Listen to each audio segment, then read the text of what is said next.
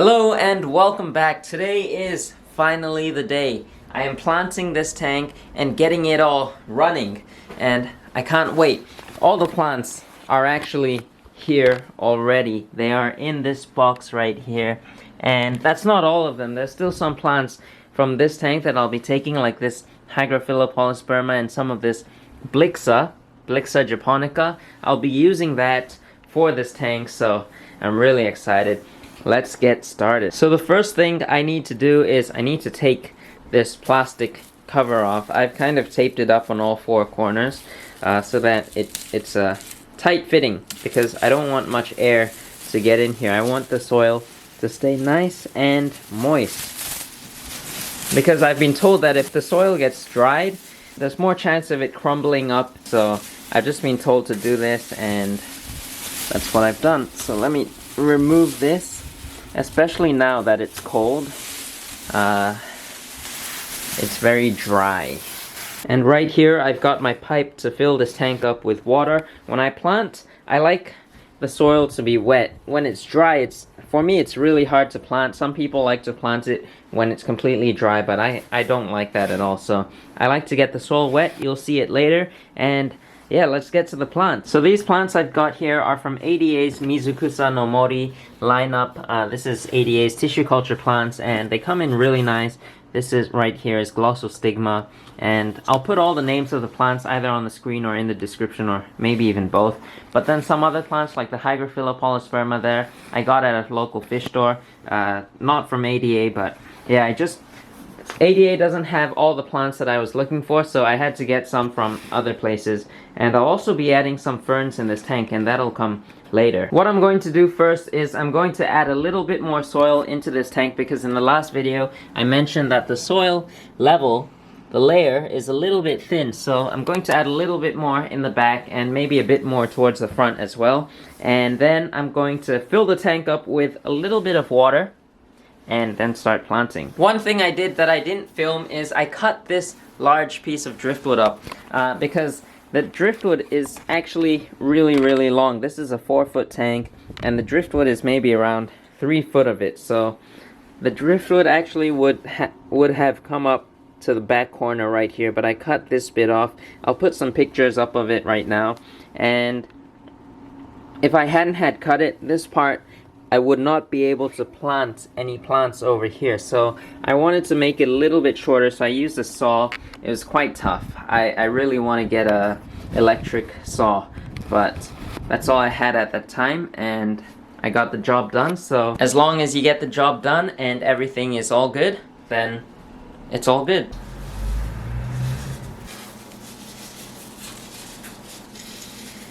Just grab a regular paintbrush to brush off all the soil that's on the driftwood hardscape.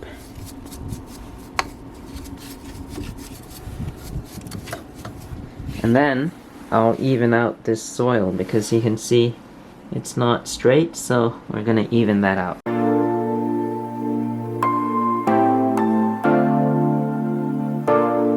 Alright, so I've got all the tissue culture plants in their position. This is not final yet. I might still move some stuff around, but let's take a quick look at some of the plants here. So in the foreground, I've got Glossostigma, and this will be the main carpet. And then I've got a little bit of Echinodorus tenellus, and I'll be mixing this in with the Glossostigma. And then over here, I've got Cryptocoryne, wendtii, Tropica, one of my favorite crypts. Turns a really nice color, and I love the textures on the leaves. Over here, this is a plant I'll be trying out for the first time, Lagenandra meeboldii red, and I'm excited for this plant, but I'm a little bit nervous because I've never used it before. I don't know how it'll look like and how it'll look in this tank. And then over here, I've got another Lagenandra meeboldii red, and then here I've got a Lagenandra meeboldii green. So this one turns a green color, this one turns like a dark green to red color. And then over here, I've got Cyperus helferei. I'm not sure if I will be using this in this tank, but I bought this and I'm not sure. I bought it thinking I would use it, but then once I put the scape together, it might not feel right in this setup, but I'll try it out, see how it goes. Here I've got another helferei. And then over here I'll be planting in the Hygrophila polysperma that's currently in the 60 centimeter tank. Over here I've got Rotala rotundifolia, 2 of them. In Japanese we call it Rotala indica, but the English name is Rotala rotundifolia.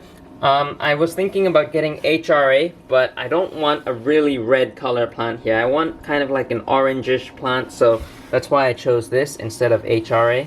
And then here I've got Rotala Vietnam, kind of similar to Walichi.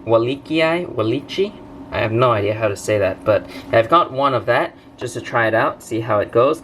And then I've got Rotala rotundifolia green here, 3 of them. This will be kind of like the greenest part of all the stem plants, and that's why I've got 3 of them. Next to that, I've got Rotala Ceylon. So Rotala rotundifolia Ceylon, very similar to Rotala rotundifolia green and Rotala rotundifolia, except that this one, the undersides of the leaves are kind of like a purplish color, so that'll be interesting. I've got Rotala nanjean, 2 of them. I have no idea how to pronounce that. How do you pronounce that? Rotala nanjean. But yeah, that's it. And then over here, I've got Ludwigia arcuata. And this is a really beautiful plant. The leaves are like little needles and they're orange in color. So hopefully those will do well in this tank. And then here, I've got this plant, which I have no idea how to say. Scrophulariaceae. And I have no clue what this plant is, but one thing I know is that it doesn't grow very tall, and that's the reason why I chose it for this corner, because I don't want this place to be getting very tall. It's kind of going to be a triangular shape, so this part will stay short and then it will get taller as we go on to that side. And then last but not least, in this area right here, I'll be having Blyxa japonica, which is in that tank right now, so I'll be taking that out and putting that right here. So let's get started. I think I'm gonna start with the foreground, so I'm gonna start preparing. Oh, we're living in the present, but our mind is in the past. That took forever, like 30 minutes just to do 2 cups, and one of the reasons why is because Glossostigma comes in the little gel solutions thing. So there's gel on the bottom, and the other plants, like take a look at the Rotalas for example. There's no gel, so this one will be much easier to get ready, whereas the Glossostigma, you've got to clean it out and it's kind of troublesome. So I probably won't be doing any more time lapses because that took forever, but I'm gonna start planting these and then get the other plants ready. Now this here I feel is the best state to plant your plants when the water level is the same as your soil level. So this right here maybe is a little bit too wet, but you can still plant easily. But like this right here, when the water line is the same as the soil line, it is just so easy to plant your plants. Not knowing what we lose, don't know what will last, yeah. The things you always dare to dream. Next up, I'm planting Echinodorus tenellus, and this plant will be planted in front of the rocks and the driftwood, just to give it a more natural feel, because if it's just Glossostigma then it looks kind of unnatural, so this will kind of break up the cleanness. We want to make it look natural as possible. And this plant right here should get a little bit red underneath strong lighting, but it might not, it might just stay green. We'll see. We'll have to see what happens. I've got all the tenellus in. I've used 2 cups of the tenellus, and next up I am going to be planting Lagenandra meeboldii red in these areas behind the rocks and somewhere behind this driftwood. And yeah, it's a really beautiful looking plant.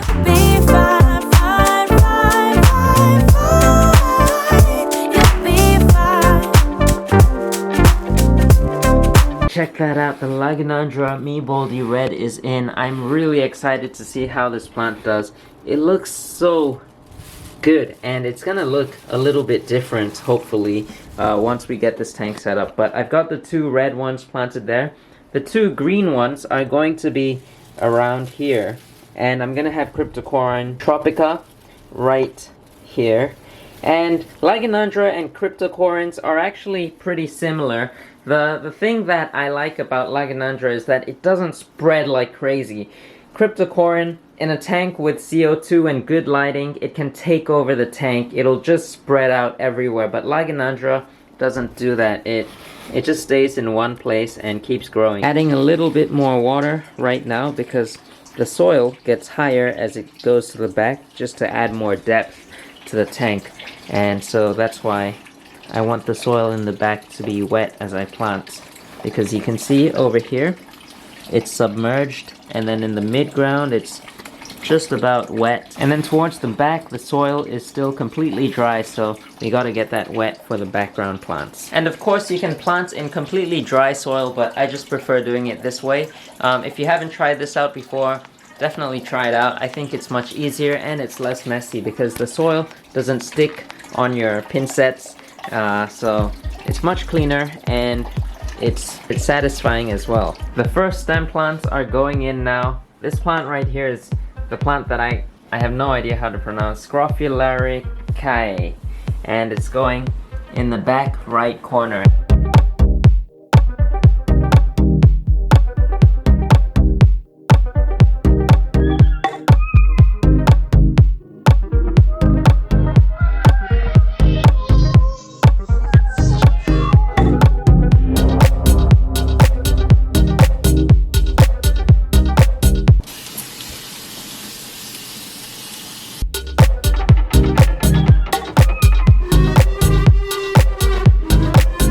I've probably got around 50% of all the stem plants in. You can see right here, this is Ludwigia arcuata, this is Rotala nanjean, and this is Rotala rotundifolia Ceylon. And I've got an open space right here. I plan to put some Eriocaulon feather dusters in there. I'm gonna take it out from my 60 centimeter tank right here. So that long, thin plant, the grass-like plant there, that is going in that open spot. And of course I'll be planting the Blyxa japonica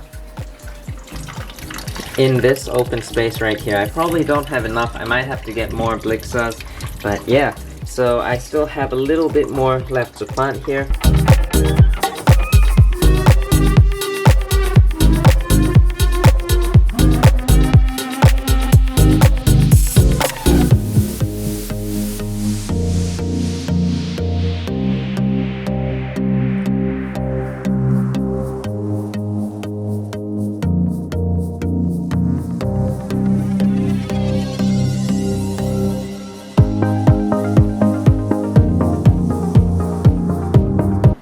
Very close call.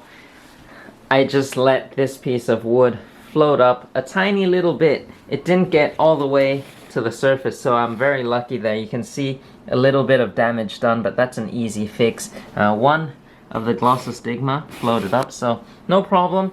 I'm very lucky. I managed to get that before everything else floated, so I put a rock on there. I put a rock on this giant piece just in case, and I put a rock on this guy. So hopefully there should be no more floating driftwood, and I'm gonna fix that little mess and get back to filling this tank up.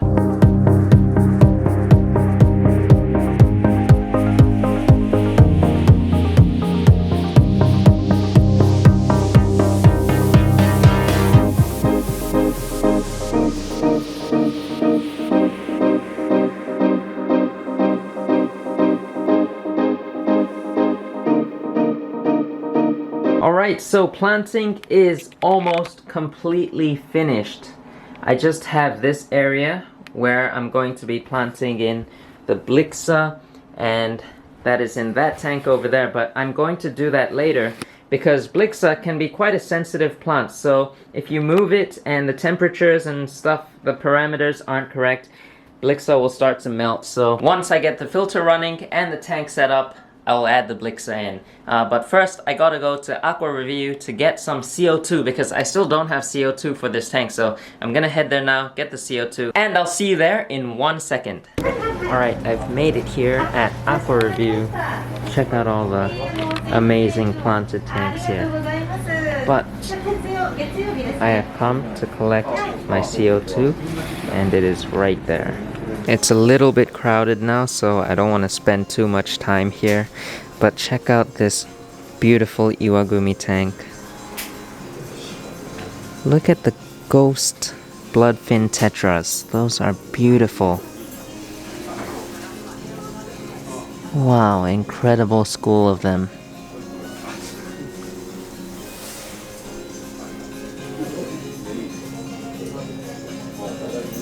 And I'm back. I've got my CO2 right here. I'm gonna hook that up in just a moment. But I also went ahead and got myself another Cryptocoryne. This is the wendtii green gecko. And I actually had this before, but unfortunately it melted, so I'd like to try again. And I'm going to be planting that right in this open space over here. We definitely won't be able to see it from the front because of this driftwood right here. But once it starts growing, I hope it'll show itself somewhere around here.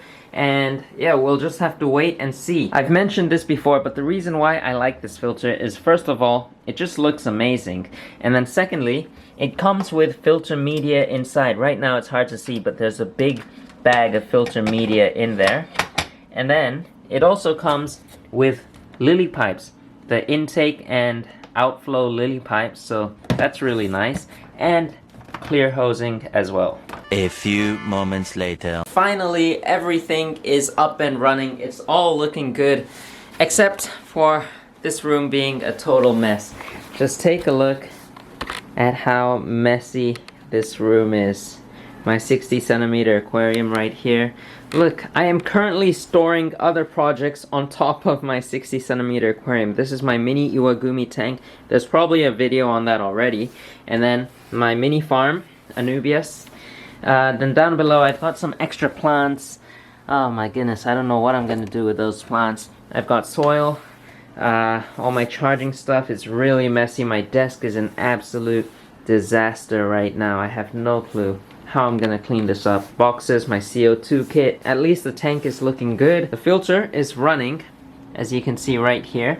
Can you see? Yeah, the water is moving. So filter is really strong. I've put this little filter wool on the intake because there's still some debris from the soil coming up, so you can see it's already caught some stuff, and I don't want that going in the filter because that just creates problems. And I've been told that one of the biggest reasons why cyanobacteria starts is because soil gets into the filter. Now let's check out what's going on in the cabinet.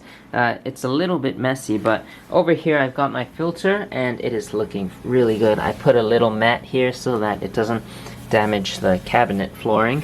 And then over here I've got a double tap connector because it just makes maintenance a whole lot easier. And a tip here, when you put double tap connectors, this thing is like an arrow. So when the water is flowing down, try to get these to point downwards. And I don't know, I just learned that. It kind of helps me to know which way is down and which way is up. So this way is up, but I don't have a double tap connector here because I just don't think I need it. And then next to that, I've got my CO2 cylinder. And this is just a small one. I'm going to be upgrading to a larger one in the near future. They just didn't have it in stock while I was there yesterday, so this is the only one I have for now. And then you can see the CO2 is running, I don't know, is that about 3 bubbles per second? And yeah, I was going to use inline diffuser, but I realized that there's not much space here, and I don't know, because this has to go somewhere around here and it's just really cramped there. I could tilt this pump sideways, but I don't really want to do that, so I decided just to go with the regular CO2 diffuser, and this is just one that I had sitting around and it's too small, so I just ordered one on Amazon. It'll be coming tomorrow, so yeah, it should be much better. But the CO2 diffuser is working well. I bought this for a really cheap price. I'm excited for the CO2 diffuser and the heater to arrive tomorrow because the tank is just a bit too cold. 20 degrees. The plants aren't going to grow that fast, and the CO2 diffuser that I ordered is acrylic, and this is glass, and it's a little bit bigger, so I'm excited to change that out. Once again, I'm really sorry for the long wait, but there'll be many more videos to come on this tank, and I can't wait for it to mature and develop, and maybe some of you guys have already seen the pictures of it developed. Maybe I've posted on my Instagram. As always, I hope you enjoyed today's video. If you did like SWAT, be sure to give this video a thumbs up, and I'll see you guys next time.